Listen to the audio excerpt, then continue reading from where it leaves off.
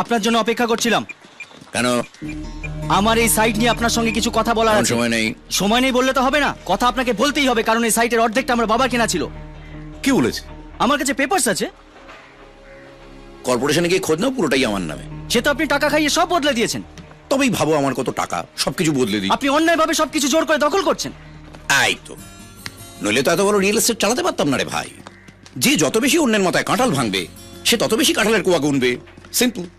তুমি এক কাজ করো, তোমায় আমি 1050 টাকা দিচ্ছি, তুমি আমার লক্ষ্মীর ভান্ড মিউচুয়াল ফান্ডে ওটা জমা করে দাও, ভালো রিটার্ন আছে। এই কি চোরটা লোক মাইরি আপনি? লোকের টাকা ঝেড়ে ঝেড়ে কোটি কোটি টাকা কামাচ্ছেন। আইফোন 5 তাই মারলাম না, এটাকে নিয়ে গিয়ে বাইরে ফেলে দাও তো। চল ঠিক আছে, আমিও দেখছি আপনাকে কোর্টে। Good morning sir. কাজ কেমন চলছে? ওই তো পাইপ লাইনের কাজ হয়ে গেছে, আর ইলেকট্রিক লাইনের কাজ হয়ে এলো। ফেব্রুয়ারির মধ্যে সব ফ্ল্যাট হ্যান্ড ওভার করতে হবে, মাথায় থাকে যান। হ্যাঁ হয়ে যাবে স্যার, আপনি চিন্তা করবেন না। একটা কথা ছিল স্যার। আয় এদিকে আয়। আমার মেয়ে স্যার, শিবানী। বাহ, মিষ্টি নাম। কি পড়ছো মা? ও পড়াশোনায় খুব ভালো স্যার, জয়েন্টে খুব ভালো র্যাঙ্ক করেছে বাহ মেডিকেলে। বাহ বাহ।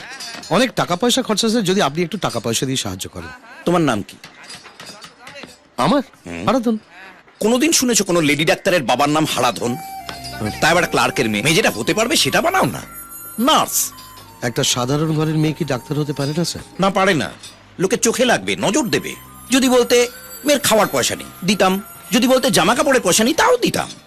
সাত সকালে এমন সব বায়না করো না, ভেলে নেই।